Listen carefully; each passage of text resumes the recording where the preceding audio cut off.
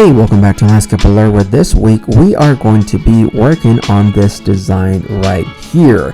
This is a backyard and it has a few different things that we are working with. Our retaining walls, we have also a patio and an area for grass, and including a small area where you could potentially do something like a cornhole more dedicated to that, or maybe like a smaller version of a bocce ball court, maybe. And that's gonna depend on what you may want, but in this case we are working with this space. So as you can see, this is more or less the final of that. I'm adding a few different things, but let's get started with this.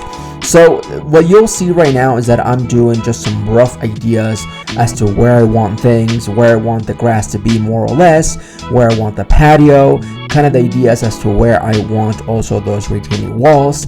And of course, as I move along, I will do more modifications and make it just cleaner and cleaner and add more details. At the same time, you'll notice that you will see the plot plan in the background. And I am using the Concepts app, which allows you to grab PDFs and put them into it, and you can pretty much draw on top of them, and you can sketch it, and later on, once you are done, you can just hide that layer and you have your design. Now, this is similar to a lot of the other CAD programs in this sense, as to where you can grab this via PDF, you blow it up to scale depending on what you're working with if you have a plot plan. But if you don't, if you only have the measurements of the house, that is not a problem, because it also has a feature where it'll allow you to do that as well. So you are seeing me now refine more of my lines, the area of grass, my walls, kind of move stuff around so I can get those things into shape the way I want them to work. So I kind of have this, little areas, but you will notice that there's a line that's crossing along this area that says 14.32. This is in regards to the slope that we have in this area from where you have the patio area to where you're going to have the grass. There is a good amount of slope, which means that we are going to need to have some type of walls in order to make the top and the bottom as usable as possible, aka as leveled as possible. So now that you kind of see this cleaner version-ish, you'll notice that I have a few walls, and I have another one that's closer to the corner of the property. And the reason behind that is because there is going to be a tree there.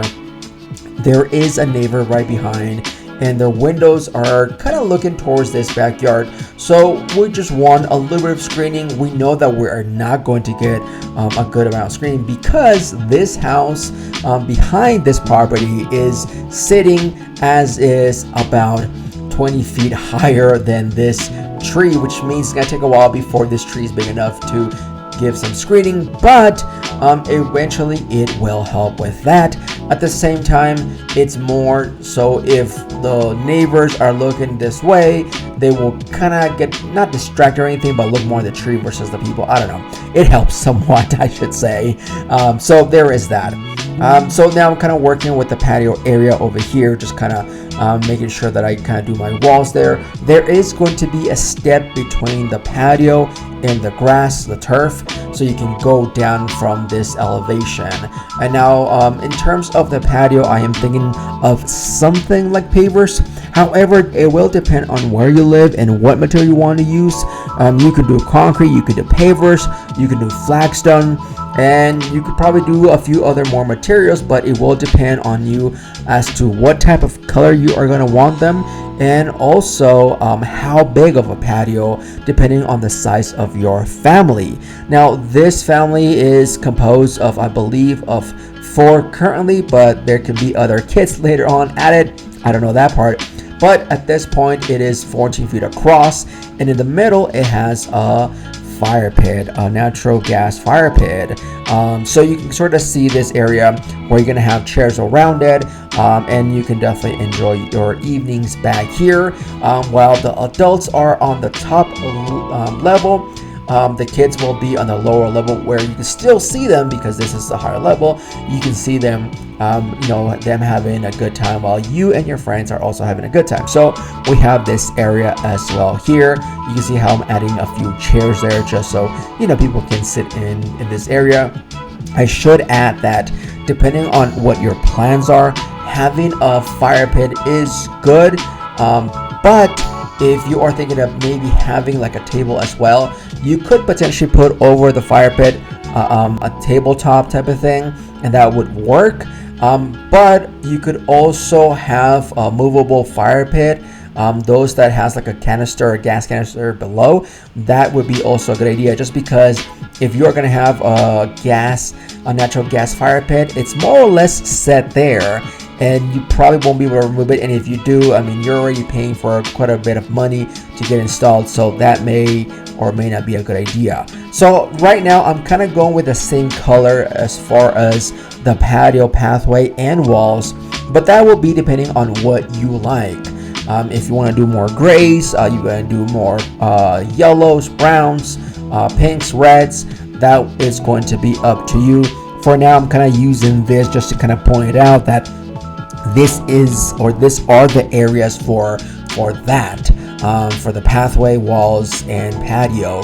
Of course, we can always adjust that, and if the homeowner wants to change it, that's something that can be done prior to installation. Now we do have a few walls, and I do want to talk about those. So there are, technically speaking, 3 walls. There's one that's closer to the corner, and then there is 2 next to the deck / patio. The one closest to the patio, that one is going to be the biggest one. It will start out at 3.5 feet and eventually will die down. The one below is only going to be a 2 feet wall, and the one across from it is also going to be a 2-foot wall. The one across is, as I was saying earlier, to have that tree for screening purposes, and there are going to be more trees later on added. So now we have the turf, and you can sort of start to see how I'm starting to fill in with different colors just so everybody knows what is going on. Now, because there is a good amount of water flow that is going to go through the yard, what I'm doing with this is creating a dry riverbed with a swell. So a lot of this water that's coming from the next door neighbor comes into the swell and then goes out as it's supposed to. So obviously right now, the way it is, and you'll see some pictures right now as to what we're working with, we want to just push the water a little bit away so we have as much usable space as possible. So we have that area. We also have an area of mulch here in between walls, and you'll notice that I have different shapes for the rock. And generally what I like to do, this is just my personal preference, I like to do circles for 1.5-inch rubber rock, and I also like to have little squares for granite. Generally, the granite that I'll put with that one will be the 3/4 inch, but it could also be the 1.5 inch. And then in the driver bed, you'll see that they're more oval.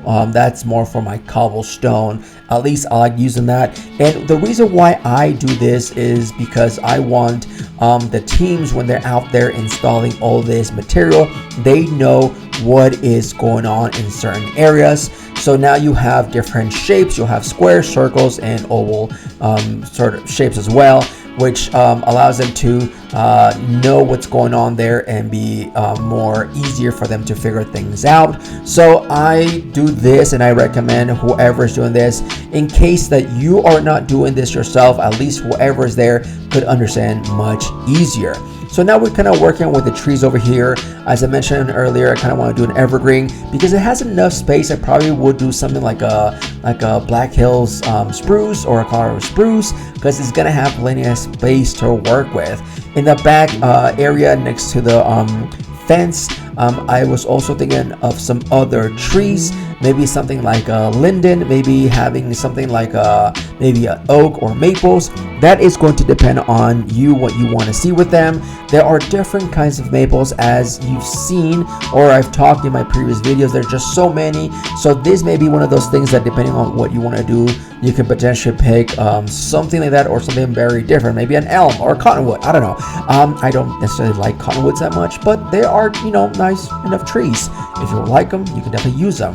So I have that here, and of course I also have some shrubs, different kinds of shrubs, some lilacs, some Russian sages, and of course there's going to be way more. But overall, you kind of see what we are working with this area in terms of the sod, shrubs, trees, perennials, and everything else in between. And just so you know, I did put also some perennials in between the walls, because why not? In fact, below there is some windows, so there is something to see. It's not really gonna block them, because the shrubs that I'm thinking over there, they're only going to be about 3 feet once they're fully mature, and perennials for the most part, they're only going to be about 12 to maybe 18 inches. But what do you guys think about this? Is there any of this that you guys like? Let me know in the comments.